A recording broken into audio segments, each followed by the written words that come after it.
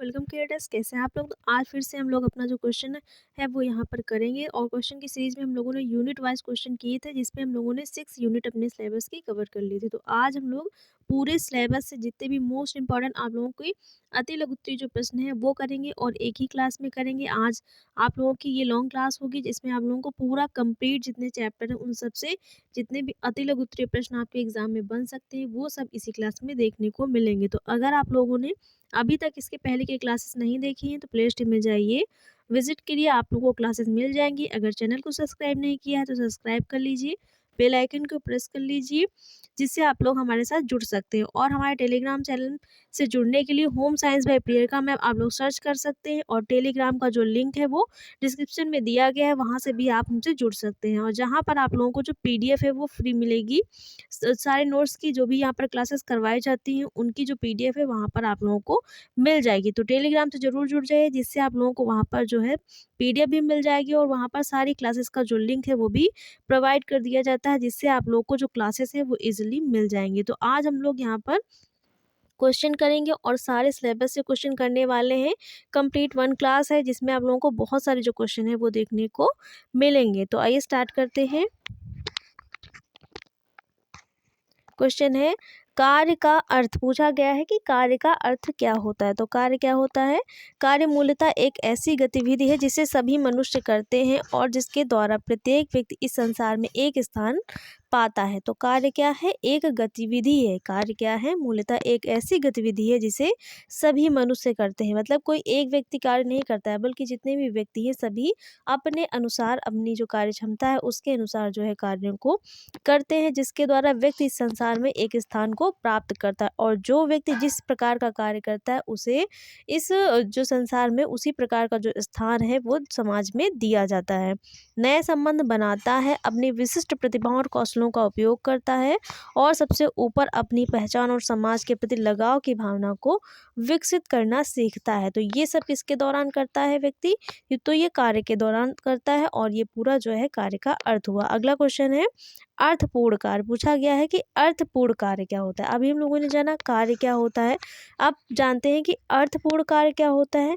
अर्थपूर्ण कार्य समाज अथवा अन्य लोगों के लिए उपयोगी होता है जिसे जिम्मेदारी से किया जाता है। जो अर्थपूर्ण कार्य होता है वो समाज के लिए भी उपयोगी होता है और अन्य लोगों के लिए भी उपयोगी होता है जिसे जिम्मेदारी से किया जाता है। मतलब जिसे पूर्णतः जो है जिम्मेदारी के साथ निभाया जाता है और करने वाले के लिए आनंददायक भी होता है। जो अर्थपूर्ण कार्य होता है वो समाज के साथ साथ अन्य लोगों के लिए भी लाभदायक होगा और ये जिम्मेदारीपूर्ण कार्य होता है और करने वाला जो व्यक्ति होता है उसे आनंद भी मिलता है। यह कार्य करने वाले को अपने कौशल अथवा समस्या समाधान की योग्यता के लिए समर्थ बनाता है। जो अर्थपूर्ण कार्य होता है वो कार्य करने वाले व्यक्ति को कौशल अथवा समस्या समाधान करने की जो योग्यता होती है उसमें समर्थ बनाने का कार्य भी करता है। अगला क्वेश्चन है, कार्य नौकरी और जीविका के रूप में क्या पूछा गया है कि कार्य नौकरियों और जीविका के रूप में। इसी प्रकार के क्वेश्चन आपके एग्जाम में आएंगे, इसी तरीके से पूछ लिया जाएगा कि कार्य का अर्थ, या फिर आ जाएगा अर्थपूर्ण कार्य, या फिर पूछ सकते हैं एक नौकरी और जीविका के रूप में कार्य। इसी तरीके से क्वेश्चन की फ्रेमिंग आपके एग्जाम में भी होगी। तो नौकरी और जीविका के रूप में कार्य क्या है? यह कार्य प्रमुख रूप से आय का स्रोत होता है जो ऐच्छिक परिणाम उपलब्ध कराता है। तो नौकरी और जीविका के रूप में कार्य क्या होता है? ऐच्छिक परिणाम उपलब्ध कराता है और नौकरी का स्रोत होता है। तो जो प्रमुख आय का स्रोत होता है और ऐच्छिक परिणाम देता है वो कार्य नौकरी और जीविका के रूप में कार्य होता है। अगला क्वेश्चन है, जीविका के रूप में कार्य। अब केवल पूछा गया है जीविका के रूप में, अभी नौकरी और जीविका के रूप में था, अब पूछा गया है जीविका के रूप में। इसमें व्यक्ति अपने कार्य को निरंतर उन्नत व्यावसायिक रूप में उच्च पद स्तर वेतन और उत्तरदायित्व के रूप में देखता है। एक व्यक्ति जो जीविका के लिए कार्य करता है पर्याप्त समय और ऊर्जा लगाता है। जो भी व्यक्ति जीविका के लिए कार्य करता है उसमें क्या होता है, उसका जो एक पद होता है, वेतन होता है और उत्तरदायित्व भी होता है, साथ भी स्तर भी होता है। एक व्यक्ति जो जीविका के लिए कार्य करता है पर्याप्त समय और ऊर्जा लगाता है। जो भी व्यक्ति जीविका के लिए कार्य करता है उसे उस जीविका के लिए कार्य करने में अपने पर्याप्त समय और ऊर्जा को लगाने की ज़रूरत होती है, क्योंकि ऐसा करने पर ही उसे भविष्य में लाभ होता है। अगर वो अपना पर्याप्त समय ऊर्जा उस कार्य में जीविका को करने में नहीं लगाएगा तो उससे क्या होगा, भविष्य में लाभ भी नहीं होगा। तो भविष्य में लाभ कमाने के लिए उसे अपना जो भी पर्याप्त समय और ऊर्जा है वो उस जीविका के कार्य में लगानी पड़ती है। ऐसे लोगों को नौकरी के दौरान निरंतर बढ़ने और उपलब्धियां प्राप्त करने में संतुष्टि प्राप्त होती है, और जो व्यक्ति अपने जीविका के दौरान पर्याप्त समय ऊर्जा को खर्च करते हैं उन्हें क्या होगा, निरंतर नौकरी के दौरान जो है उपलब्धियां बढ़ती हैं और संतुष्टि भी प्राप्त होती है। अगला क्वेश्चन है, जीविका के रूप में मनपसंद कार्य क्या है। पूछा गया है कि जीविका के रूप में मनपसंद कार्य क्या होता है। तो कार्य को अपनी मनपसंद जीविका मानकर उसे करने पर व्यक्ति उसे संतोष मिलता है। मतलब मनपसंद कार्य का मतलब होता है अगर कार्य अपनी मनपसंद जीविका मानकर उसे किया जाए, तो अगर कोई व्यक्ति जो भी कार्य करता है उसे वो कार्य पसंद हो या फिर वो उस कार्य को अपनी पसंद के अनुसार बनाकर करे, तो वो उससे क्या होगा, उस कार्य को करने से व्यक्ति को संतोष मिलता है। इससे जीविका के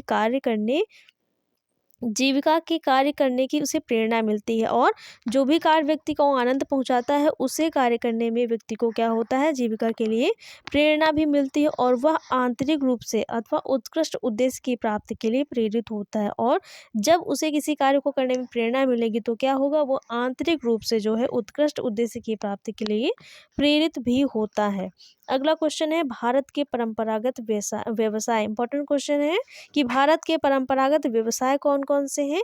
काष्ठ शिल्प, मिट्टी के बर्तन बनाना, धातु शिल्प, आभूषण बनाना, हाथी दांत जो है शिल्प या फिर कंघा शिल्प, कांच और कागज शिल्प, कशीदाकारी, बुनाई, रंगाई, छपाई, शैली शिल्प, मूर्तिकला, टेराकोटा, 16P शिल्प तथा कुटीर उद्योग भारत के परंपरागत व्यवसाय हैं। तो क्वेश्चन यहाँ से भी बन सकता है कि भारत के परंपरागत व्यवसाय कौन कौन से हैं, तो इन सब का जो नाम है वहाँ पर आप लोग लिख सकते हैं। तो यहाँ तक जो चीज़ें आप लोगों को समझ में आ गई होंगी।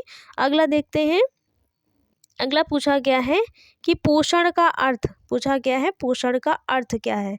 तो पोषण का अर्थ क्या है, वह संपूर्ण प्रक्रिया जिसके द्वारा जीवित जंतु भोजन प्राप्त करते हैं तथा इसका विभिन्न जैविक क्रियाओं में उपयोग करते हैं, पोषण कहलाता है। तो एक लाइन में सटीक और एकदम स्पष्ट उत्तर आप लोग लिख सकते हैं। अगर अति लघु उत्तरी में आएगा क्वेश्चन तो यहाँ से क्वेश्चन आप लोग एक लाइन में बहुत अच्छा सा आंसर जो है वो दे सकते हैं कि वह संपूर्ण प्रक्रिया, पोषण क्या है, वो संपूर्ण प्रक्रिया जिसके द्वारा जीवित जंतु भोजन प्राप्त करते हैं। मतलब भोजन प्राप्त करने की वो संपूर्ण प्रक्रिया जिसके द्वारा कौन से जंतु, जो जीवित जंतु हैं वो भोजन प्राप्त करते हैं तथा इसका विभिन्न जैविक क्रियाओं में उपयोग करते हैं। मतलब जैविक का मतलब होता है उनके शरीर में जो होने वाली जैविक क्रियाएं हैं उनमें उपयोग करते हैं। तो वो जो प्रक्रिया है वो क्या कहलाती है, पोषण कहलाती है।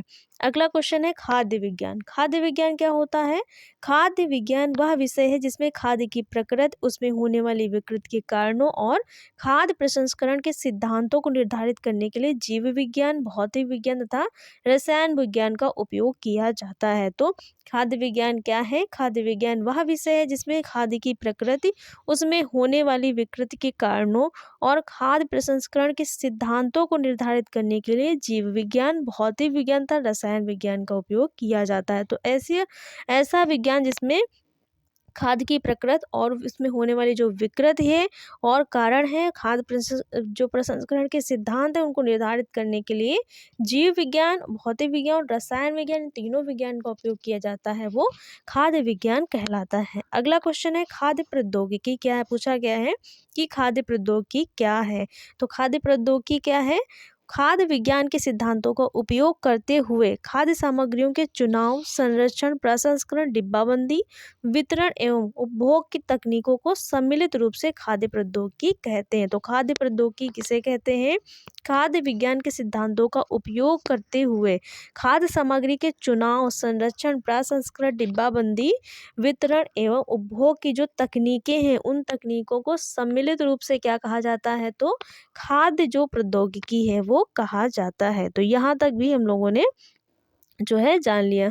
अगला क्वेश्चन है आयोडीनहीनता विकार पूछा गया है कि आयोडीनहीनता विकार क्या है। तो आयोडीनहीनता विकार क्या है, इंपॉर्टेंट क्वेश्चन है, आपके एग्जाम में पूछा जा सकता है। आयोडीनहीनता विकार क्या है, तो यह एक पारिस्थितिक परिघटक है। जो आयोडीनहीनता विकार है वो क्या है, एक पारिस्थितिक परिघटक है जो अधिकतर मृदा में आयोडीन की कमी से होता है। आयोडीनहीनता विकार किसकी कमी से होता है, जब मृदा में आयोडीन की कमी हो जाती है और उसी मृदा में जो फसलें हैं वो उगाई जाती हैं और उन्हीं फसलों का जो उपभोग है वो लोग करते हैं, तो उनके शरीर में भी क्या होता है, आयोडीन की कमी हो जाती है। क्योंकि आयोडीन की कमी वाली मृदा में उगाई गई जो फसलें होती हैं उनमें जो फल सब्जियां होती हैं, फल सब्जियां जो भी उगाए जाते हैं उनमें आयोडीन नहीं होता है, तो उन आयोडीन रहित फल सब्जियां फसलों अनाज को खाने से लोगों के शरीर में भी क्या होता है, आयोडीन की कमी हो जाती है। तो इसमें आयोडीन की कमी से थायराइड ग्रंथि बढ़ जाती है और उसके स्वास्थ्य को प्रभावित करती है। तो आयोडीन की कमी से क्या होगा, जो थायराइड ग्रंथि होती है वो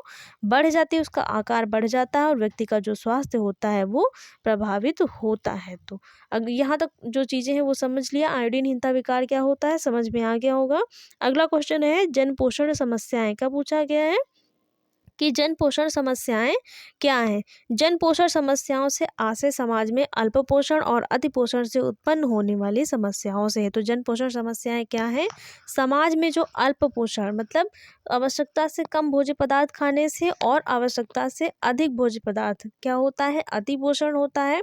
और आवश्यकता से कम भोज्य पदार्थ जो ग्रहण करने से जो समस्या उत्पन्न होती है वो अल्प पोषण होती है। तो अल्प पोषण अति पोषण से उत्पन्न होने वाली जो समस्याएं हैं जैसे कि अल्प भारी, बौनापन, क्षयकारी, मरासमस, क्वाशियोरकर, मोटापा, रक्तचाप, मधुमेह, अतिभार, गठिया आदि, ये समस्याएं सब क्या हैं, ये सब जन पोषण की समस्याएं हैं। क्योंकि किसी एक व्यक्ति की समस्या नहीं है, ये जनता पूरी जो जन है उन सबकी समस्याएं हैं पोषण संबंधी, इसीलिए ये जन पोषण संबंधी समस्याएं हैं। ये सभी में जो है देखने को मिलती है, सामान्यतः सब में देखने को मिलती है और ये पोषण से संबंधित है, इसीलिए इन समस्याओं को जन पोषण समस्याएं कहा गया है। अगला क्वेश्चन है कुपोषण किसे कहते हैं। बहुत इंपॉर्टेंट क्वेश्चन है कुपोषण, आपके एग्जाम में बहुत बार पूछा गया है कि कुपोषण क्या होता है। तो कुपोषण तब होता है जब शरीर को पर्याप्त पोषक तत्व नहीं मिलते। कुपोषण कब होता है, तब होता है जब शरीर को पर्याप्त पोषक तत्व नहीं मिलते।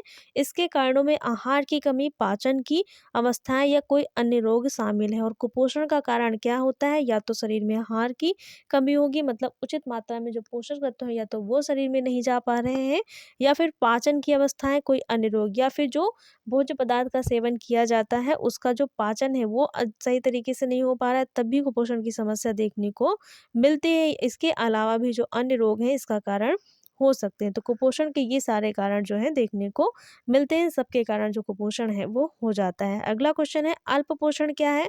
अभी पूछा गया था कुपोषण, अब पूछा गया है अल्प पोषण क्या होता है। तो अल्प पोषण वह स्थिति है जिसमें शरीर को पर्याप्त पोषक तत्व नहीं मिलते। अल्प पोषण कौन सी स्थिति होती है, वो स्थिति होती है जिसमें शरीर को जो पोषक तत्वों की आवश्यकता होती है उतनी मात्रा में वो शरीर को नहीं मिल पाते। तो ऐसी जो दशा होती है, ऐसी जो कंडीशन होती है वो क्या कहलाती है, अल्प पोषण कहलाती है, जिसमें शरीर को पर्याप्त जो पोषक तत्व है वो नहीं मिल पाते हैं, बल्कि उनकी मात्रा में क्या होता है, कमी होती है, अभाव होता है। क्योंकि खाने को पर्याप्त नहीं है या व्यक्ति सही व उचित खाद्य पदार्थ का सेवन नहीं करता या खाया हुआ आहार शरीर में नहीं लगता है। तो अल्प पोषण तब भी होता है जब व्यक्ति पर्याप्त मात्रा में भोज्य पदार्थों या पोषक तत्वों को ग्रहण नहीं करता है, तब भी अल्प पोषण की समस्या देखने को मिलती है।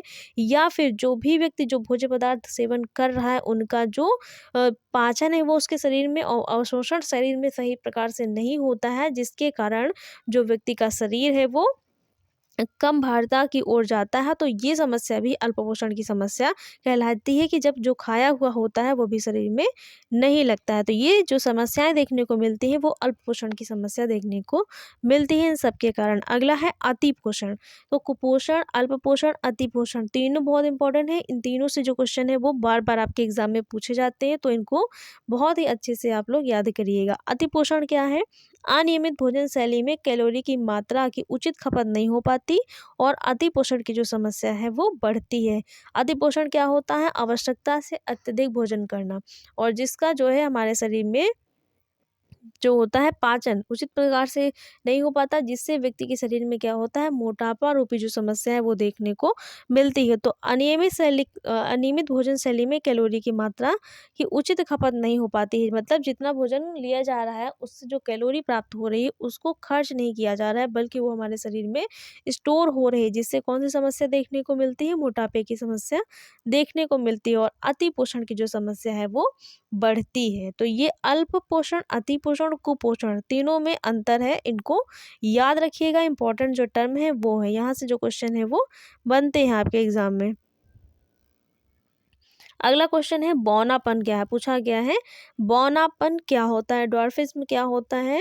कुपोषण के कारण बच्चे की शारीरिक वृद्धि रुक जाती है। जो बौनापन है वो किसके कारण होगा, जब कुपोषण होता है। तो कुपोषण के अंदर ही एक जब जब कुपोषण हो जाएगा तो उसके बाद ही क्या होगा, जो बौनापन होता है वो देखने को मिलता है। तो कुपोषण के बाद जो है बौनापन की समस्या उत्पन्न होती है। तो कुपोषण के कारण बच्चे की शारीरिक वृद्धि जब रुक जाती है और इसके कारण वयस्क होने पर उसके शरीर का जो कद है वो छोटा रह जाता है, कुपोषण की इस समस्या को बौनापन कहते हैं। मतलब जब जो व्यक्ति की हाइट है वो उम्र के अकॉर्डिंग नहीं बढ़ती है, तो उस समय जो वयस्क होने पर भी जो व्यक्ति का शरीर होता है वो जो होता है उसकी उम्र के अनुसार लंबाई उसकी क्या होती है, कम होती है। तो वो समस्या कौन सी होती है, बौनेपन की होती है। और ये क्यों होती है, कुपोषण के कारण होती है। जब व्यक्ति को या बच्चे को उचित पोषण आहार या उचित पोषक तत्व शरीर को उसके शरीर को नहीं मिल पाते हैं, तो उसके शरीर में जो वृद्धि और विकास की प्रक्रियाएं हैं वो बाधित होने लगती हैं, जिससे ये सारी जो समस्याएं हैं वो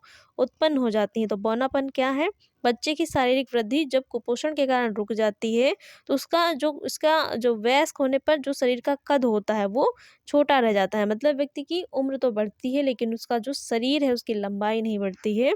और ये जो समस्या है वो बौनेपन की समस्या है, जो कुपोषण के कारण देखने को मिलती है।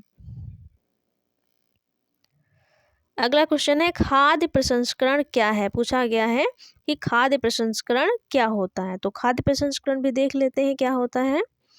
खाद्य प्रसंस्करण घर या खाद्य प्रसंस्करण उद्योग में मानव या पशुओं के उपभोग के लिए कच्चे संघटकों को खाद्य पदार्थ में बदलने या खाद्य पदार्थों को अन्य रूपों में बदलने के लिए प्रयुक्त विधियों और तकनीकों का समूह है। तो जो प्रसंस्करण है वो क्या है, खाद्य प्रसंस्करण मतलब घर पर किया जाए या फिर उद्योग में किया जाए, मानव या पशुओं के उपभोग के लिए, उपभोग के लिए मतलब मानव के उपभोग के लिए जो भी खाद्य पदार्थ है वो बनाया जाए, पशुओं के उपभोग के लिए बनाया जाए। कच्चे संघटकों को खाद्य पदार्थ में बदल ले, जो कच्चा जो मटेरियल है, जो कच्चा भोजन संबंधी मटेरियल है उसको इस प्रकार से प्रसंस्कृत किया जाए कि वो खाने योग्य अवस्था में आ जाए। तो खाद्य पदार्थों को अन्य रूपों में बदलने के लिए जो विधियां और तकनीकें हैं उनका जो समूह है वो क्या कहलाता है, खाद्य प्रसंस्करण कहलाता है। अगला क्वेश्चन है खाद्य प्रसंस्करण के क्षेत्र कौन कौन से हैं। तो पूछा गया खाद्य प्रसंस्करण के क्षेत्र कौन कौन से होते हैं। भारत में खाद्य प्रसंस्करण के क्षेत्र में फल और सब्जियां, मसाले, मांस और पोल्ट्री, दूध और दूध उत्पाद, मदिरा, मत्स्य उद्योग, वृक्षारोपण, अनाज प्रसंस्करण और उपभोक्ता उत्पाद समूह जैसे मिष्ठान, चॉकलेट और कोको उत्पाद, सोया आधारित उत्पाद, मिनरल जल, प्रोटीन, उच्च प्रोटीन खाद्य आदि शामिल हैं। तो ये सब जो खाद्य प्रसंस्करण के क्षेत्र हैं उसके अंतर्गत आते हैं। अगला अगला क्वेश्चन है कि खाद्य प्रसंस्करण उद्योग क्या है, पूछा गया है। अभी पूछा गया खाद्य प्रसंस्करण क्या है, फिर क्षेत्र पूछे गए और फिर उद्योग पूछा गया। इन सबको मिलाकर एक क्वेश्चन भी दे सकते हैं कि खाद्य प्रसंस्करण क्या है, इसके क्षेत्र कौन कौन से हैं और किस प्रकार का उद्योग है। तो ये क्वेश्चन भी आपके एग्जाम में बन सकता है। तो सारी चीज़ें बहुत ही ध्यान से जो है पढ़ने की ज़रूरत है। खाद्य प्रसंस्करण उद्योग का तात्पर्य ऐसी गतिविधियों से है जिसमें प्राथमिक कृषि उत्पादों का प्रसंस्करण कर उनका मूल्यवर्धन किया जाता है। खाद्य प्रसंस्करण उद्योग क्या है, जहाँ पर ऐसी गतिविधियां हैं, प्रसंस्करण से तात्पर्य ऐसी गतिविधियों से है जिसमें प्राथमिक कृषि उत्पादों का प्रसंस्करण कर उनका मूल्यवर्धन किया जाता है। मतलब जो कृषि संबंधी जो उत्पाद हैं वो बनाए जाते हैं, प्रसंस्कृत किए जाते हैं। तो प्रसंस्करण के दौरान या उसके बाद जब उनको जो सेल किया जाता है तो उनका जो मूल्य है वो क्या होता है, मूल्यवर्धन हो जाता है। उसमें जो पोषक तत्व होते हैं उनकी मात्रा में भी जो परिवर्तन कर दिया जाता है, बढ़ोतरी कर दी जाती है। उदाहरण के लिए डेयरी उत्पाद, दूध, फल तथा सब्जियों का प्रसंस्करण, पैकेट बंद भोजन तथा पेय खाद्य पदार्थ प्रसंस्करण उद्योग के अंतर्गत आते हैं। जो दूध, डेयरी उत्पाद, जो फल होते हैं, प्रसंस्करण के दौरान उनका जो जीवन काल होता है वो भी बढ़ा दिया जाता है, जिससे वो लंबे समय तक उपयोग में लाए जा सकते हैं।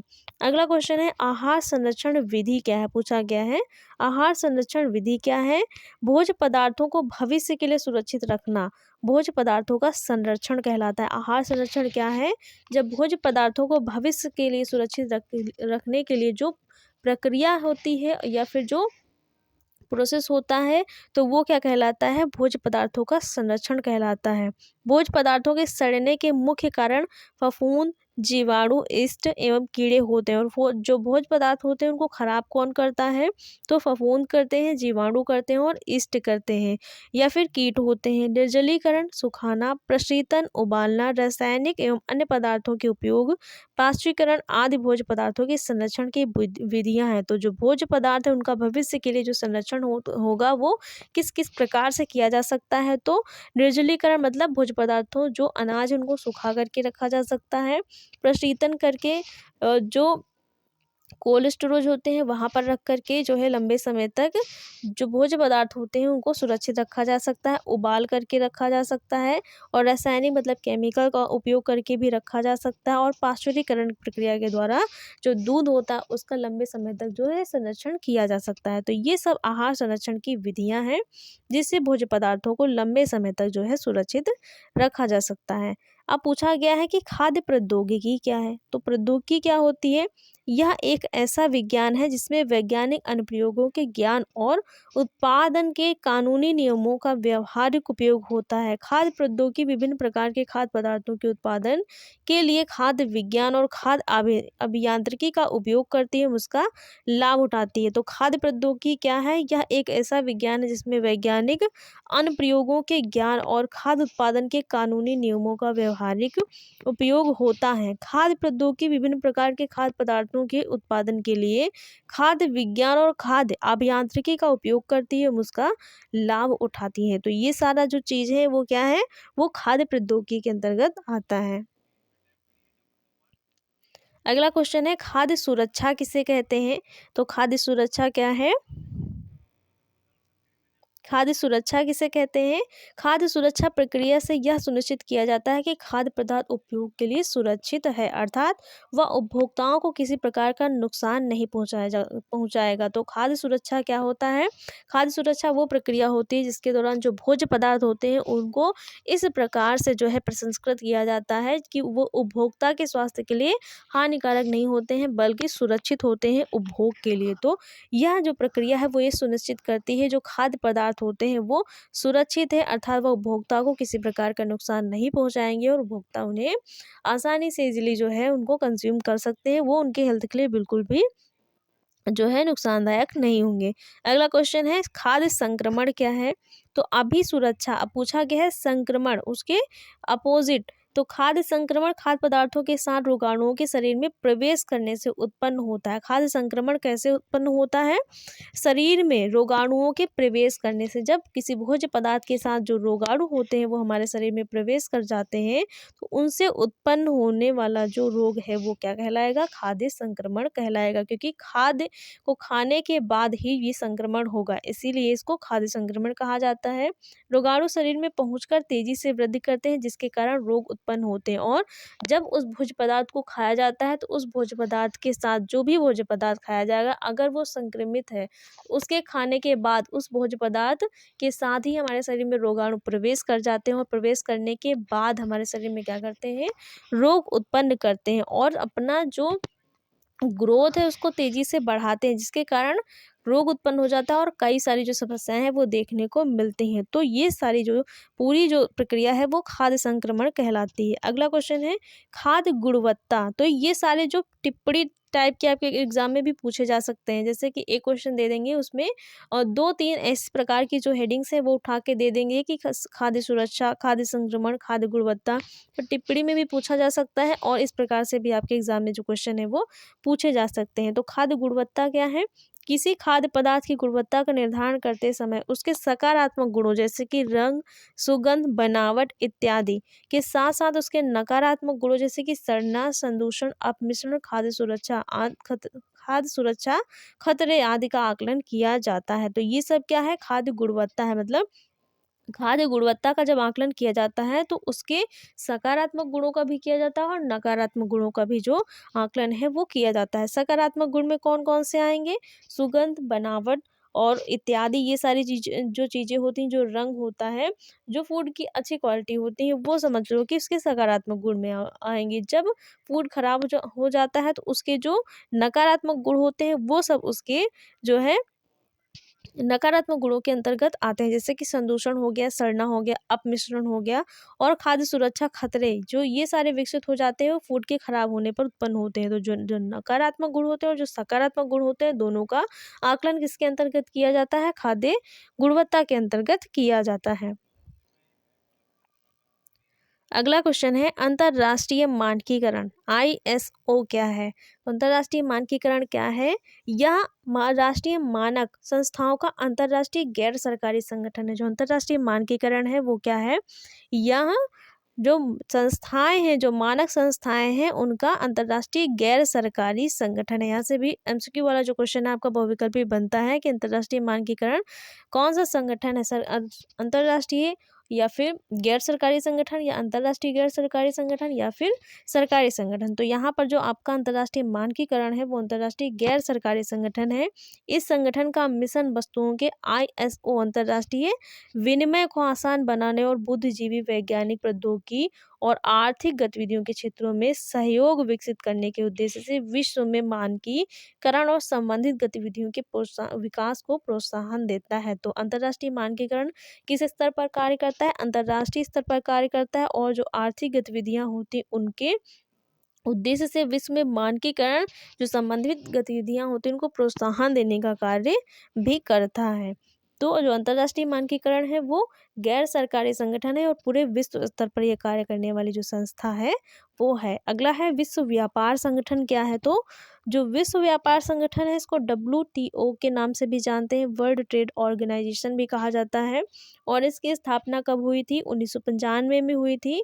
इस संगठन का उद्देश्य अंतर्राष्ट्रीय व्यापार के समझौतों को करना, किसी भी प्रकार के अंतर्राष्ट्रीय व्यापार संबंधी विवाद को सुलझाना, अपने सदस्य देशों की व्यापार नीति संबंधित मुद्दों में सहायता करके व्यापार को सहजता पूर्वक, स्वतंत्रता पूर्वक, निष्कपटता पूर्वक और पूर्वानुमान के रूप में चलाने में सहायता करना। तो ये सारे जो कार्य होते हैं विश्व व्यापार स्तर पर जो होते हैं, विश्व स्तर पर जो व्यापार के कार्य होते हैं वो सब कौन करता है, उनकी जो देख रेख होती है, जो समस्याएं होती हैं उनको सुलझाने का कार्य और एक देश की नीति को व्यापार, एक देश की नीति का जो व्यापार है उसको संबंधित मुद्दों से सहायता प्राप्त प्रदान करने का कार्य और सहजता पूर्वक या स्वतंत्रता पूर्वक जो कार्य होते हैं, पूर्वानुमान का जो कार्य होता है व्यापार को चलाने के लिए, वो सब कौन करता है, तो वो सब विश्व व्यापार जो संगठन होता है वो करता है। इसकी स्थापना कब हुई थी, तो 1995 में हुई थी। तो ये सारी चीज़ें आप लोग भी ध्यान रखिए क्योंकि यहाँ से क्वेश्चन भी आपके एग्जाम में बन सकते हैं।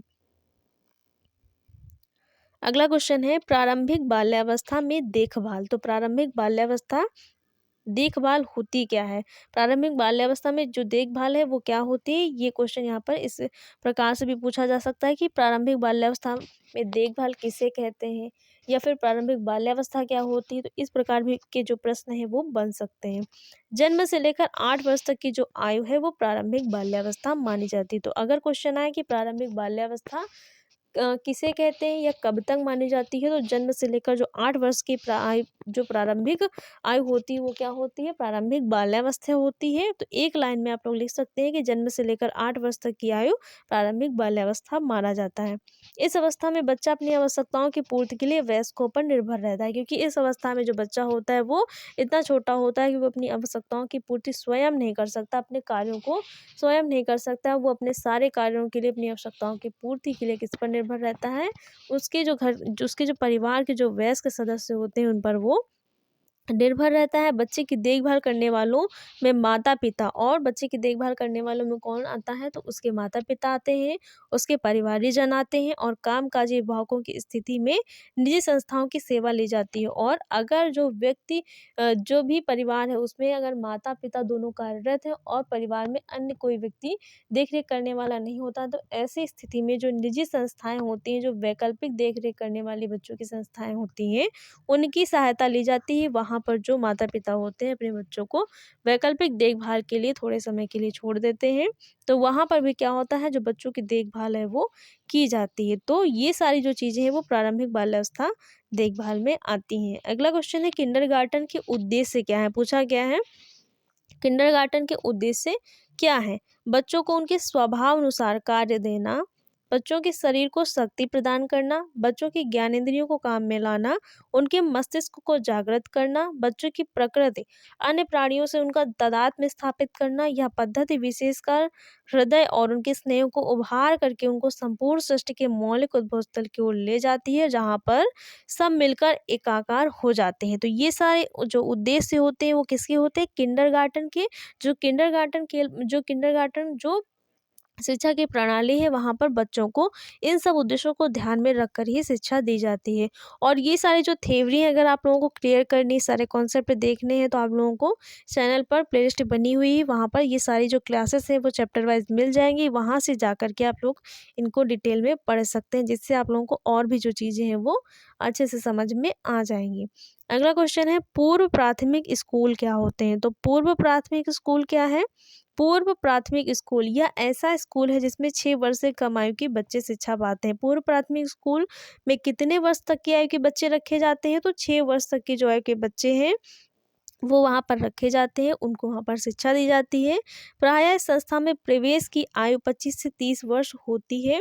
इसका मुख्य उद्देश्य शिशु के स्वास्थ्य सुसंगत तथा परिष्कृत वातावरण में रख कर के उनका शारीरिक विकास, सामाजिक भावना और अभिव्यक्ति प्रक्रिया को उन्नत करना होता है। पढ़ना पढ़ाना इसका मुख्य लक्ष्य नहीं है। इसके कार्यक्रम में खेल, विश्राम, स्वच्छ आदतें डालना, सामूहिक रूप से रहने की प्रधानता रहती है। तो जो पूर्व प्राथमिक स्कूल होते हैं इसमें कितने वर्ष आयु तक के बच्चे पढ़ते हैं? 6 वर्ष के कम आयु के जो बच्चे होते हैं वो इसमें पढ़ते हैं। इसका मुख्य जो संस्था में प्रवेश हुए वो 25 से 30 वर्ष की होती है। इसका जो मुख्य उद्देश्य होता है वो शिशुओं के स्वास्थ्य को बनाए रखना, सुसंगत और परिष्कृत वातावरण में रखकर उनका जो शारीरिक विकास होता है वो करना, सामाजिक भावना का जो विकास करना, साथ ही अभिव्यक्ति की जो प्रक्रिया है उसको उत्पन्न करना। पढ़ना पढ़ाना इसका मुख्य लक्ष्य नहीं होता है। मतलब जो पूर्व प्राथमिक स्कूल होते हैं उनका मुख्य लक्ष्य बच्चों को पढ़ना या पढ़ाना नहीं होता, बल्कि उनको समाज के साथ किस प्रकार से कोरिलेट करके वो समाज में जो है रह सकते हैं, समाजीकरण की प्रक्रिया को धीरे धीरे उनके अंदर जो उतारना होता है वो होता है। इसके कार्यक्रम में जो खेल हैं वो भी शामिल किए जाएंगे, विश्राम भी होता है बच्चों के लिए, और बच्चों में स्वस्थ आदतें भी डाली जाती हैं। सामूहिक रूप से जो रहने की भावना है उसको भी वहाँ पर उत्पन्न किया जाता है। तो ये सारी जो चीज़ें हैं वो पूर्व प्राथमिक स्कूल में देखने को मिलती हैं। अगला क्वेश्चन है दिवस देखभाल केंद्र क्या होते हैं? क्या पूछा गया है कि दिवस देखभाल केंद्र क्या होते हैं? तो दिवस देखभाल केंद्र यह एक ऐसा केंद्र होता है जिसमें छोटे बच्चों की देखभाल, जो दिवस देखभाल केंद्र होते हैं वो कौन से बच्चों के लिए होते हैं? छोटे बच्चों के लिए होते हैं, जिसमें छोटे बच्चों की देखभाल, खेल-कूद जैसी क्रिया कराई जाती है। इससे धीरे-धीरे बच्चों को घर से दूर कई घंटे रहने की आदत हो जाती है। और यहाँ पर क्या होता है, जो दिवस देखभाल केंद्र होते हैं वो बच्चों को वहाँ पर रखा जाता है। धीरे-धीरे क्या होता है, बच्चे वहाँ पर जब रहना सीख जाते हैं तो उनको घर से कई घंटे वो दूर रहने लगते हैं। पहले थोड़ी देर के लिए उनको दिवस देखभाल केंद्र में रखा जाता है, उसके बाद थोड़ा-थोड़ा टाइम जो है वो एनहांस किया जाता है, जिससे जो बच्चे होते हैं घर से घंटों तक जो दूर रहना है वो सीख जाते हैं, जिससे वो सरलता से स्कूल जाने लगते हैं। और पहले दिवस देखभाल केंद्र में उनको उनकी जो आदत है घर से दूर रहने की वो डाली जाती है। जब वो घर से दूर रहना सीख जाते हैं तो वो स्कूल में भी क्या होता है, जो आराम से वहाँ पर 2-3 घंटे जो है रुक सकते हैं। तो दिवस देखभाल क्या कौन से केंद्र होते हैं? छोटे बच्चों की देखभाल करने वाले केंद्र होते हैं, जिसमें खेल कूद जैसी क्रियाएं कराई जाती हैं। इसमें धीरे धीरे बच्चों को घर से दूर कई घंटे रहने की आदत हो जाती है, जिससे वो सरलता से स्कूल जाने लगते हैं। अगला क्वेश्चन है शिशु जो देखभाल केंद्र है वो क्या होते हैं? अभी दिवस देखभाल केंद्र था, अब शिशु देखभाल केंद्र कौन से होते हैं? शिशु गृह एक ऐसी सुविधा है जो माता पिता के काम पर रहने के दौरान अपने बच्चों को छोड़ने में सक्षम बनाती है। जो शिशु देखभाल केंद्र होते हैं वो माता पिता की अनुपस्थिति में बच्चे की देखभाल करते हैं और जहां बच्चों को उनके समग्र विकास के लिए प्रेरक वातावरण प्रदान किया जाता है। और जो शिशु देखभाल केंद्र होते हैं वहां पर भी बच्चों की जो समग्र विकास के लिए जो एक प्रकार का प्रेरक वातावरण है वो वहां पर उनको प्रदान किया जाता है। तो शिशु देखभाल केंद्र भी क्या होता है, वहां पर बच्चों की देखभाल होती है और माता पिता के काम के दौरान की जो समय होता है उसमें जो है बच्चों की देखभाल होती है। अगला क्वेश्चन है परिवार का महत्व पूछा गया है। परिवार का महत्व क्या होता है? तो परिवार समाज की मूलभूत इकाई होता है। इसका मुख्य कार्य अपने सदस्यों की आवश्यकताओं को देखना और ध्यान रखना है। परिवार के सदस्यों में माता पिता, उनके विभिन्न आयु के बच्चे, दादा दादी, नाना नानी शामिल होते हैं। तो परिवार का महत्व क्या होता है? परिवार एक समाज की मूलभूत इकाई है। इसका मुख्य जो कार्य होता है अपने सदस्यों की आवश्यकताओं को देखना और ध्यान रखना है। परिवार के सदस्यों में माता पिता, उनकी विभिन्न आयु के जो बच्चे होते हैं वो भी शामिल होते हैं, शामिल हो सकते हैं। समानता एक परिवार से समाज की अन्य संरचनाएं जैसे कि विद्यालय, अस्पताल आदि के साथ मिलकर अपने परिवार के सदस्यों की आवश्यकताओं को पूरा करने की आशा की जाती है। जो परिवार होता है अपने परिवार के सदस्यों की आवश्यकताओं को पूरा करने के लिए कौन कौन सी संस्थाओं से जुड़ता है? तो वो विद्यालय से जुड़ता है, अस्पतालों से जुड़ता है। इन सब संस्थाओं से मिलकर के वो क्या करता है, अपने परिवार की जो आवश्यकताएं होती हैं उन सबको पूरा करता है। अगला क्वेश्चन है बच्चे संवेदनशील क्यों होते हैं? पूछा गया है बच्चे संवेदनशील क्यों होते हैं? तो बच्चे संवेदनशील होते हैं क्योंकि बाल्यावस्था सभी क्षेत्रों में तीव्र विकास की अवधि होती है। क्योंकि बाल्यावस्था में जो विकास होता है वो तीव्र गति से होता है और एक क्षेत्र का विकास अन्य सभी क्षेत्रों के विकास को प्रभावित करता है। इसी कारण जो बच्चे होते हैं वो संवेदनशील होते हैं। बच्चों के सभी क्षेत्रों में इष्टतम रूप से बढ़ने के लिए यह महत्वपूर्ण है कि बच्चे की भोजन, आश्रय, स्वास्थ्य देखभाल, प्रेम, पालन और प्रोत्साहन की आवश्यकताओं को समग्र रूप से किया जाए। मतलब जो बच्चा है अगर वो आप चाहते हैं कि उसका जो वो सभी क्षेत्रों में इष्टतम रूप से बढ़े, मतलब उसका सभी क्षेत्रों का जो विकास है वो सही तरीके से हो पाए, तो उसके लिए आवश्यक है कि उसे सही भोजन मिले और सही स्वास्थ्य देखभाल, साथ ही प्रेम और पालन और साथ ही प्रोत्साहन की जो भी आवश्यकता है उसको पूरा किया जाए। तो बच्चे जो हैं वो संवेदनशील होंगे, साथ ही उनका बच्चे तो संवेदनशील होते ही हैं, साथ ही उनका जो विकास है हर क्षेत्र का वो भी अच्छी तरीके से होगा। अगला क्वेश्चन है किशोर न्याय अधिनियम 2000 क्या क्या क्वेश्चन है कि किशोर न्याय अधिनियम 2000 क्या है? तो किशोर न्याय बच्चों की देखरेख और संरक्षण अधिनियम 2000 भारत में किशोरों के लिए न्याय का प्राथमिक विधिक जो ढांचा है वो है। तो किशोर न्याय अधिनियम किसके लिए है? जो किशोर बच्चे होते हैं उनके लिए होता है और ये अधिनियम 2000 में आया था।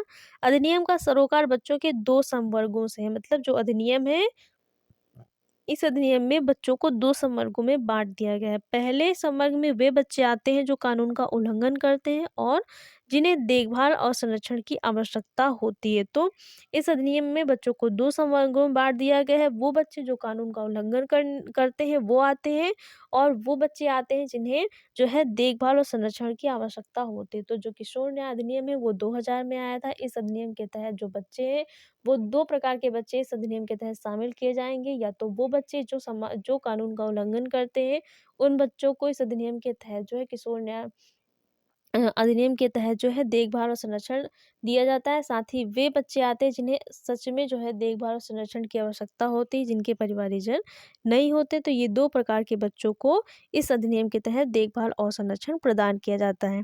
अगला क्वेश्चन है आईसीडीएस क्या है? पूछा गया है आईसीडीएस क्या है?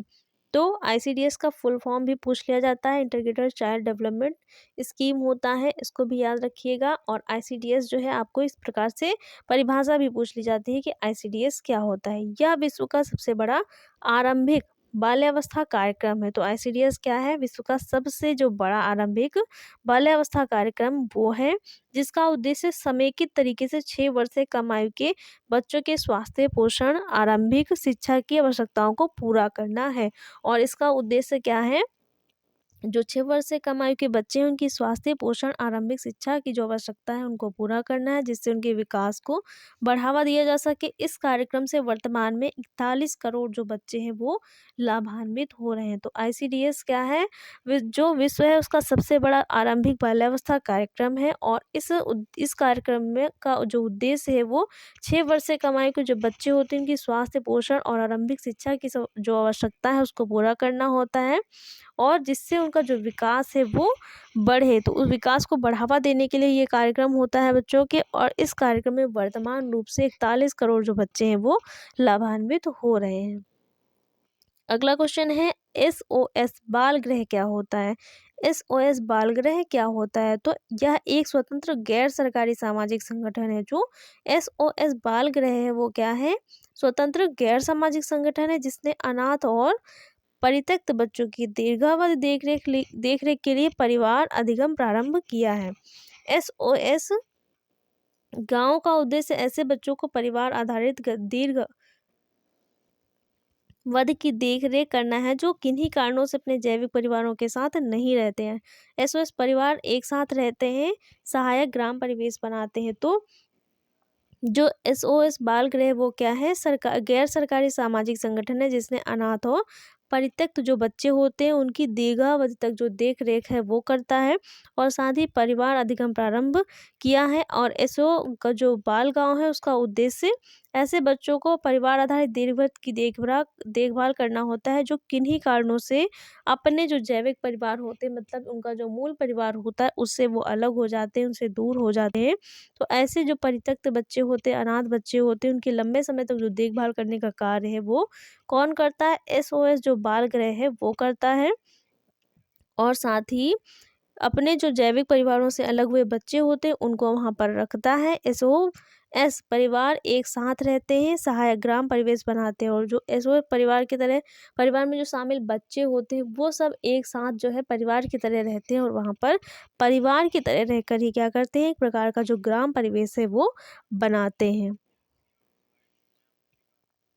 अगला क्वेश्चन है, संरचनात्मक डिजाइन क्या होता है? तो ये भी जान लेते हैं कि संरचनात्मक डिजाइन क्या होता है। अगला क्वेश्चन है, संरचनात्मक डिजाइन क्या होता है? तो संरचनात्मक डिजाइन क्या होता है? संरचनात्मक डिजाइन किसी वस्तु के रूप, रंग, बनावट, आकार आदि से बनाया जाता है। जो संरचनात्मक डिजाइन होता है वो संरचना पर आधारित होता है। तो किसी वस्तु का जो रंग है, रूप है, बनावट है, उसका जो आकार है उससे बनाया जाता है। यह सजावट पर निर्भर ना रहकर रूप पर निर्भर करता है। जो संरचनात्मक डिजाइन होता है वो किसी भी चीज़, वस्तु या जो वस्त्र होता है उसकी संरचना पर निर्भर रहता है, उसकी सजावट पर निर्भर नहीं रहता। तो जो संरचनात्मक डिजाइन होता है वो किसी भी वस्तु, वस्त्र या जो जो भी चीज़ है उसको संरचना प्रदान करने का कार्य करता है। उसमें उस वस्तु का रंग आएगा, रूप आता है, आकार आता है और बनावट आता है। अगला क्वेश्चन है, द्वितीयक रंग क्या है? पूछा गया है द्वितीयक रंग क्या होते हैं? तो प्राथमिक रंगों से द्वितीयक रंग बनाए जाते हैं। मतलब प्राथमिक रंगों, दो प्राथमिक रंग को मिलाने से जो रंग बनता है वो द्वितीयक रंग होता है। जैसे कि लाल और पीले को मिलाया जाएगा तो इन दो रंगों को मिलाने से कौन सा रंग बनेगा? तो नारंगी बनता है। तो जो नारंगी जो निकल करके दो रंगों को मिलाने से जो प्राथमिक रंग, दो रंगों को मिलाने से जो रंग बनता है, जो रंग निकल करके आता है वो जो रंग होता है वो द्वितीयक रंग कहलाता है। तो प्राथमिक जो द्वितीयक रंग है वो क्या होते हैं? दो प्राथमिक रंगों को मिलाने से जो रंग बनता है वो रंग कौन से होते हैं? द्वितीयक रंग होते हैं। जैसे कि लाल एवं पीला को मिलाया जाएगा तो क्या बनता है? नारंगी बनता है, और पीला एवं नीला को मिला दिया जाता है तो हरा बनता है। तो ये जो दो कलर निकल के आएंगे दो प्राथमिक रंगों को मिलाने से वो द्वितीयक रंग कहलाते हैं। अगला क्वेश्चन है, कम तरंग दैर्ध्य वाले दो रंगों के नाम लिखिए। तो ऐसे रंग जो कम तरंग दैर्ध्य वाले हैं वो दो रंग कौन से हैं? हरा एवं नीला। तो कम तरंग दैर्ध्य वाले जो रंग होते हैं वो कौन से होते हैं? हरा होता है और नीला होता है। इकत पैटर्न कैसे प्राप्त किया जाता है, पूछा गया है। जो इकत पैटर्न होता है वो कैसे प्राप्त होता है, धागों की बंधाई रंगाई द्वारा सुंदर इकत पैटर्न प्राप्त होता है। तो इकत पैटर्न कैसे प्राप्त होता है, धागों की रंगाई करके और जो बंधाई है वो करके एक सुंदर प्रकार का जो इकत पैटर्न है वो प्राप्त किया जा सकता है। अगला क्वेश्चन है, वस्त्र डिजाइन में पैटर्न क्या है, पूछा गया है कि वस्त्रों की डिजाइन करने में जो पैटर्न होता है वो क्या होता है। जब आकृतियां एक साथ समूहित की जाती हैं तब एक पैटर्न बनता है, मतलब जब आकृतियां, जब रेखाओं, लाइनों, आकृतियों को, बनावट को एक साथ समाहित कर दिया जाता है तो वो क्या होता है, पैटर्न बन जाता है। यह समूह एक प्रकार की आकृतियों अथवा दो या दो से अधिक प्रकार की आकृतियों की संयोजन का हो सकता है। पैटर्न क्या होता है, एक समूहित आकृतियां होती हैं तब क्या होता है, पैटर्न बनता है। और समूहन में एक आकृतियां हो सकती है, एक प्रकार की आकृतियां होती हैं, या फिर दो प्रकार की आकृतियों या दो से अधिक प्रकार की आकृतियों को जब आपस में समूहित कर दिया जाता है तो पैटर्न बनता है। तो जो पैटर्न होता है वो समझ में आ गया होगा। पैटर्न क्या है, आकृतियों को जब एक साथ समूहित किया जाता है तब पैटर्न बनता है। जैसे कि मान लीजिए जिससे ट्रायंगल होता है तो ट्रायंगल के पीछे ट्रायंगल ट्रायंगल क्या होता है, जोड़ते चले जाएं तो ये क्या बन जाएगा, एक प्रकार का पैटर्न बन जाएगा कि एक ही प्रकार की आकृतियों को एक साथ समूहित कर दिया गया है, या फिर दो तीन प्रकार की आकृतियों को एक साथ समूहित कर दिया जाए तो वहाँ पर भी क्या होता है, एक प्रकार के पैटर्न का जो निर्माण है वो हो जाता है। अगला क्वेश्चन है, फैशन क्या है, फैशन किसे कहते हैं या फैशन क्या है। वहाँ पर जब पूछा जाए क्वेश्चन इस प्रकार से फ्रेम होगा तो आपको आंसर करना है कि फैशन एक शैली या शैलियाँ हैं जो किसी एक समय अवधि में सर्वाधिक प्रचलन में रहती है। तो सिंपल सा इतना एक लाइन में आंसर कर देना है। अगर पूछा जाएगा अति लघु उत्तरीय में कि फैशन क्या है या फैशन किसे कहते हैं तो आप लोग आंसर करेंगे कि फैशन एक शैली या शैलियाँ हैं जो किसी एक समय या अवधि में सर्वाधिक प्रचलन में रहती हैं। तो इस प्रकार बस एक लाइन में आंसर करना है और बहुत ज़्यादा नहीं लिखना है। बस फैशन का जो एकदम सटीक आंसर है वो आप लोगों को एकदम क्रिस्प जो है वो लिख देना है। अगला क्वेश्चन है, अस्थायी फैशन शैली क्या है, पूछा गया कि अस्थायी फैशन शैली किसे कहते हैं। तो फैशन वैसा फैशन जो कम समय के लिए होता है। कौन सा फैशन, ऐसा फैशन जो कम समय के लिए होता है तथा एक ही बार आकर चला जाता है। अस्थायी का मतलब होता है कम समय टिकने वाला। तो ऐसा फैशन जो कम समय के लिए होता है वह एक बार आकर के चला जाता है वो अस्थायी फैशन कहलाता है। इसके डिज़ाइन ग्राहकों को लंबे समय तक आकर्षित नहीं कर पाते, क्योंकि जब जब चीज़ें अस्थायी हैं, लंबे समय तक टिकी ही नहीं, एक बार आकर चली गई तो ग्राहक उससे क्या होता है, आकर्षित नहीं होते। और ये बहुत कम समय तक टिकने वाला मार्केट में फैशन होता है जिससे जो ग्राहक होते हैं वो आकर्षित नहीं हो पाते। जब ग्राहक आकर्षित नहीं होते तो उस फैशन को ज़्यादा धारण भी नहीं करते हैं। तो इसीलिए जो ये फैशन होता है वो अस्थायी फैशन कहलाता है, जो कम समय के लिए होता है और एक बार में आकर ही चला जाता है। अगला है, कुटूवर से आप क्या समझते हैं, पूछा गया है कि कुटूवर क्या होता है। तो फ्रांस में जो प्रधान निर्माण करने की जो कला होती है, जो वस्त्र बनाने की जो कला होती है वो कुटूवर कहलाती है। जो कुटूवर है वो कहाँ से लिया गया, ये फ्रांस में जो शब्द है इसका प्रयोग वहाँ पर किया जाता है कि फ्रांस में जो वस्त्र निर्माण की जो कला होती है उसको कुटूवर कहा जाता है। अगला क्वेश्चन है, महिलाओं के लिए पहनने को तैयार वस्त्रों की शुरुआत कब हुई, पूछा गया है। जो महिलाएं हैं उनके लिए जब पहनने के वस्त्रों की शुरुआत है वो कब से की गई, तो वर्ष 1880 के दशक से स्कर्ट तथा ब्लाउज महिलाओं ने पहनना शुरू किया। यह महिलाओं के लिए पहनने को तैयार वस्त्रों के निर्माण की ओर एक कदम था। तो कब से महिलाओं के लिए पहनने के लिए जो तैयार वस्त्र उनकी शुरुआत हुई है, तो 1880 के दशक से हुई है। कब से हुई है, 1880 के दशक से हुई है। ये सन याद रखिएगा। ये जो पहनने को तैयार वस्त्र का जो क्वेश्चन है आपसे बहुविकल्पी रूप में भी पूछ लिया जाता है कि महिलाओं के लिए पहनने के लिए जो तैयार वस्त्र उनकी शुरुआत कब हुई, वहाँ पर सन दे दिए जाते हैं। तो याद रखिएगा 1880 के जो दशक है उससे हुई है। अगला क्वेश्चन है, डेनिम्स क्या होता है, पूछा गया है डेनिम्स क्या होता है। तो वर्ष 1849 में लेवी स्ट्रॉस ने टेंटों तथा माल के डिब्बों के कवरों के लिए बने कपड़ों का उपयोग कर ज़्यादा चलने वाली पैंट बनाई जिन्हें डेनिम्स कहा जाता है। तो डेनिम्स क्या है, 1849 में जो लेवी स्ट्रॉस है उन्होंने टेंटों तथा माल के डिब्बों के जो कवर होते हैं, बने जो कपड़े होते हैं उनका प्रयोग करके क्या बनाया, ज़्यादा चलने वाली जो पैंट है उनको बनाई। तो उन पैंटों को क्या कहा गया, डेनिम्स कहा गया। तो डेनिम्स जो है जो माल डिब्बे हैं, जो टेंट के कवर होते हैं, उन कपड़ों से बनी जो पैंट होती है उनको डेनिम्स कहा जाता है। और ये कब बनी? तो 1849 में किसने बनाई थी? लेविस स्ट्रॉ ने, स्ट्रॉस जो है उन्होंने बनाई थी।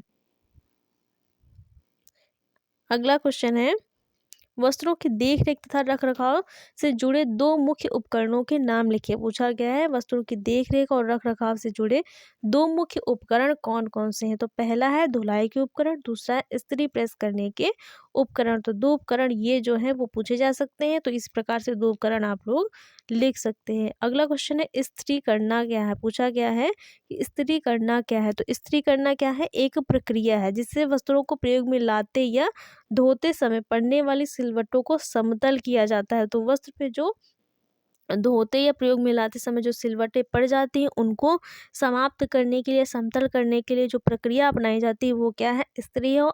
और इस इस्त्री करने की प्रक्रिया के द्वारा वस्त्रों में चमक, चिकनापन और ताजगी भी लाई जाती है। धुलाई मशीन क्या है? पूछा गया है कि धुलाई मशीन क्या है या फिर धुलाई मशीन किसे कहते हैं? वस्त्र को कम समय तक शक्ति द्वारा धोने का एक आधुनिक यंत्र जो है वो क्या है? धुलाई मशीन है। मतलब वस्त्रों को कम समय तथा शक्ति के द्वारा जो धोने की आधुनिक यंत्र या मशीन है वो धुलाई मशीन है। ये अनेक आकार और किस्म की होती है। जो धुलाई मशीन होती है वो कई प्रकार की होती है, स्वचालित होती है, अर्ध स्वचालित होती है, हस्तचालित होती है। तो धुलाई मशीनें कई प्रकार की होती हैं। वो धुलाई मशीन आधुनिक यंत्र है, एक प्रकार का आधुनिक यंत्र है जिसमें कम समय और शक्ति का प्रयोग करके जो वस्त्रों की धुलाई की प्रक्रिया है वो संपन्न की जाती है। अगला क्वेश्चन है संस्थागत स्तरों पर वस्त्रों को कैसे सुखाया जाता है? पूछा गया है कि संस्थागत स्तरों पर जो वस्त्र हैं कैसे सुखाया जाता है? तो संस्थागत तथा व्यापारिक स्तरों पर वस्त्रों को सुखाने के लिए शुष्कक जो ड्रायर्स होते हैं उनका प्रयोग किया जाता है। संस्थागत बड़े स्तर पर या व्यापारिक स्तर पर वस्त्रों को सुखाने के लिए किसका प्रयोग किया जाता है? तो जो ड्रायर्स होते हैं उनका प्रयोग किया जाता है। व्यवसायिक धुलाई घरों में व्यवस्थित किन्हीं चार भागों को बताइए। पूछा गया है कि व्यवसायिक जो धुलाई घर होते हैं उनमें जो चार भाग व्यवस्थित होते हैं वो कौन कौन से होते हैं? तो पहला है धुलाई। पहला भाग क्या होगा? धुलाई होगी। दूसरा क्या होगा? धुले वस्त्रों से जल निष्कासन किया जाएगा। तीसरा है जल निष्कासन के बाद उनको सुखाया जाता है। और चौथे स्तर पर क्या होता है? प्रेस किया जाता है उनको। तो जो व्यवसायिक धुलाई घर होते हैं उसमें जो धुलाई से संबंधित जो भाग होते हैं वो कौन कौन से होते हैं? पहले भाग में धुलाई होती है, दूसरे में जल निष्कासन होता है, तीसरे में सुखाया जाता है और लास्ट में क्या होता है? वस्त्र सूखे हुए वस्त्रों को प्रेस कर लिया जाता है। तो ये जो चार जो भाग होते हैं या चार स्टेप्स होते हैं वो धुलाई घरों में अपनाए जाते हैं। अगला क्वेश्चन है पूछा गया है अतिथि देवो भव का निहितार्थ क्या है? मतलब अतिथि देवो भव का क्या अर्थ होता है? अतिथि देवो भव का निहितार्थ है कि प्रत्येक अतिथि का सहृदय स्वागत किया जाना चाहिए। मतलब जो प्रत्येक अतिथि होता है उसका स्वागत कैसा करना चाहिए? सहृदय के साथ किया जाना चाहिए तथा उनकी सभी प्रकार से अच्छी देखभाल और सेवा की जानी चाहिए। तो अतिथि देवो भव का अर्थ क्या होता है? अतिथि का सहृदय स्वागत करना, उनकी अच्छी प्रकार से देखभाल और सेवा करना ही अतिथि जो देवो भव है उसका निहितार्थ होता है। अगला क्वेश्चन है मोटल से आप क्या समझते हैं? पूछा गया है मोटल क्या होता है? तो मोटल जो होटल होता है वैसे ही सेवा प्रदान करता है। मोटल में क्या होता है? सिर्फ जो रूम होता है उसके सामने पार्किंग की सुविधा होती है। तो मोटल होटल से किस प्रकार से अलग है?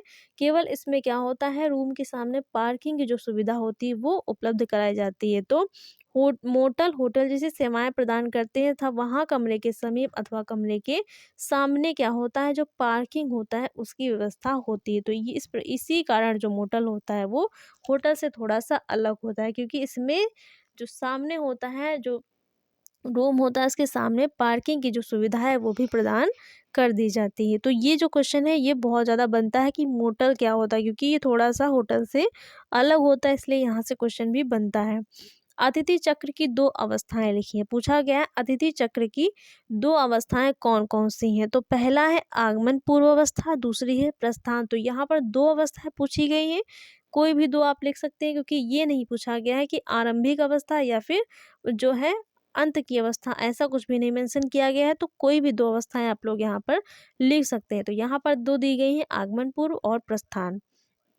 गृह व्यवस्था विभाग के दो कार्यों को लिखिए। पूछा गया है गृह व्यवस्था विभाग के दो कार्य कौन कौन से हैं? तो पहला है सार्वजनिक क्षेत्रों की साफ सफाई, दूसरा है धुले कपड़ों का अनुक्षरण तथा आपूर्ति। अगला क्वेश्चन है सैरगाह रिजॉर्ट क्या होते हैं? तो रिजॉर्ट क्या होता है? अतिथियों के लिए सुख सुविधाओं से युक्त एक व्यवस्था है। रिजॉर्ट क्या है? अतिथियों के लिए सुख सुविधाओं से युक्त एक व्यवस्था है जो अनेक प्रकार की सुविधाएं, खेल की सुविधाएं तथा अवकाश के क्रियाकलाप प्रदान करता है जिससे पूर्ण अवकाश का अनुभव प्राप्त हो सके। तो जो रिजॉर्ट होता है वो क्या होता है? अतिथियों के सुख सुविधाओं की एक प्रकार की व्यवस्था होती है जिसमें अनेक प्रकार की जो सुविधाएं हैं वो प्रदान करी जाती हैं, और साथ ही यहाँ पर जो व्यक्ति होते हैं वो कब जाते हैं? तो अवकाश के दौरान यहाँ पर जाते हैं और ये सारी सुविधाएं जो है प्राप्त करते हैं जिससे वो पूर्ण अवकाश का जो अनुभव है वो वहाँ पर प्राप्त करते हैं। तो रिजॉर्ट जो है अवकाश के समय पर व्यक्तियों के लिए एक प्रकार का जो समय बिताने का जो स्थान होता है वो होता है जहाँ पर सारी सुविधाएं जो है अवकाश के दौरान जो व्यक्ति होते हैं उनको प्रदान करी जाती हैं जिससे वहाँ पर पूर्ण अवकाश का जो अनुभव होता है वो प्राप्त किया जा सकता है। अगला क्वेश्चन है उपभोक्ता को परिभाषित कीजिए। पूछा गया उपभोक्ता किसे कहते हैं? तो उपभोक्ता क्या होते हैं या उपभोक्ता कौन होते हैं वो यहाँ पर बताया गया है। वस्तुओं और सेवाओं को अपनी जरूरतों की संतुष्टि के लिए खरीदारी करने वाले के रूप में उपभोक्ता को परिभाषित किया जा सकता है। मतलब ऐसा जो व्यक्ति होता है जो वस्तु और सेवाओं को अपनी जरूरत की संतुष्टि के लिए खरीद करके उपभोग करता है वो व्यक्ति क्या कहलाता है? तो वो व्यक्ति उपभोक्ता कहलाता है जो अपनी ज़रूरत की वस्तुओं और सेवाओं को खरीद करके उपभोग कहलाता है वो उपभोक्ता कहलाते हैं, जिसमें प्राकृतिक उत्पाद से लेकर बाजार के उत्पाद तथा सेवाएं तक शामिल होती हैं। और वो ज़रूरत की वस्तुएं प्राकृतिक वस्तुएं भी हो सकती हैं, बाजार से लिए हुए उत्पाद भी हो सकते हैं या फिर किसी प्रकार की सेवा भी हो सकती है। उपभोक्ता द्वारा झेली जाने वाली किन्हीं 4 समस्याओं को लिखिए। जो उपभोक्ता होते हैं उन्हें कौन कौन सी समस्याओं को झेलना पड़ सकता है? तो उनमें से 4 समस्याएं पूछी गई हैं। पहला है मिलावटखोरी, दूसरी है खराब गुणवत्ता वाली वस्तुएं, तीसरी है अधिक कीमतें और अगला है गलत माप। तो ये ऐसी 4 समस्याएं हैं जो उपभोक्ताओं को उपभोग की वस्तुएं जब खरीदते हैं वो तो उस समय जो है उनको झेलनी पड़ सकती हैं। उपभोक्ता व्यवहार क्या है? उपभोक्ता व्यवहार किसे कहते हैं? तो उपभोक्ता व्यवहार वह प्रक्रिया है जिसके द्वारा खरीदार वस्तुएं तथा सेवाएं खरीदने के बारे में निर्णय लेता है। तो उपभोक्ता व्यवहार वह प्रक्रिया है जिसके द्वारा जो खरीदार होता है वो वस्तु या सेवाओं को खरीदने के लिए निर्णय लेता है। तो वस्तु या सेवाओं को खरीदने के लिए जो निर्णय लेने की प्रक्रिया होती है वो प्रक्रिया क्या कहलाती है? उपभोक्ता व्यवहार कहलाती है। अगला क्वेश्चन है वूल मार्क किसे कहते हैं? तो वूल मार्क क्या होता है? वूल मार्क अच्छी गुणवत्ता की ऊन तथा ऊनी वस्त्रों के लिए अंतर्राष्ट्रीय ऊन सचिवालय का मानक चिन्ह है। तो वूल मार्क क्या होता है? एक प्रकार का मानक चिन्ह होता है जो ऊनी वस्त्रों पर लगा होता है, और साथ ही ये जो वूल मार्क होता है वो उनकी गुणवत्ता और शुद्धता को बताता है। यह दर्शाता है कि ऊन शुद्ध है तथा चिन्ह युक्त वस्त्र ऊन का बना हुआ है, और ये जिस ऊनी वस्त्र पर लगा होता है ये प्रमाणित करता है कि जो वस्त्र है वो प्योर शुद्ध ऊन से बना हुआ है और ये अच्छी क्वालिटी का जो वस्त्र है या फिर ऊन है वो है। तो वूल मार्क जो होता है ऊन की अच्छी गुणवत्ता और साथ ही उसकी शुद्धता को प्रमाणित करने का कार्य करता है।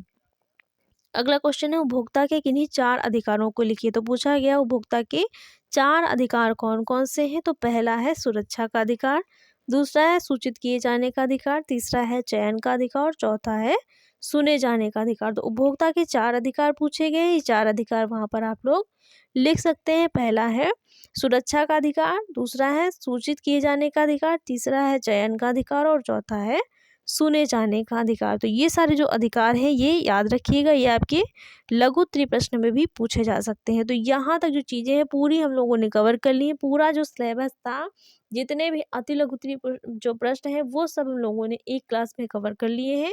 इसके पहले हम लोगों ने यूनिट वाइज क्लासेस करी थी, तो वहाँ पर जो 6 यूनिट है आप लोगों की, वहाँ पर 6 यूनिट में जो 6 यूनिट के एमसीक्यू है, साथ ही उसके जो उसी यूनिट के जो साथ में अति लघु उत्तरीय प्रश्न है वो सब आपको उस यूनिट में देखने को मिल जाएंगे। जहाँ जो क्वेश्चन है वहाँ पर हम लोगों ने इसके आगे जो भी चीज़ें हैं वहाँ पर सॉल्व कर ली। तो जितना हम लोगों ने नहीं किया था वो सब आज की एक क्लास में कवर कर लिया है।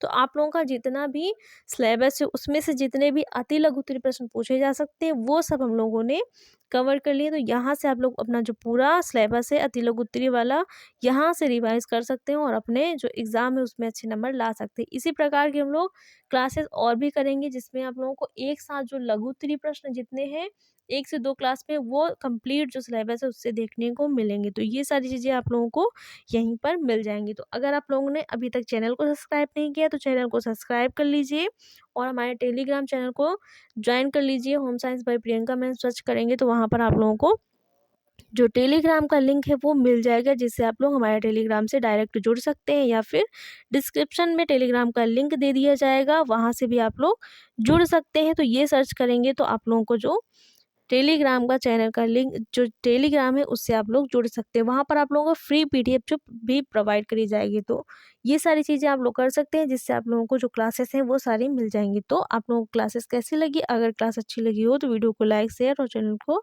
सब्सक्राइब करिएगा। Thanks for watching guys.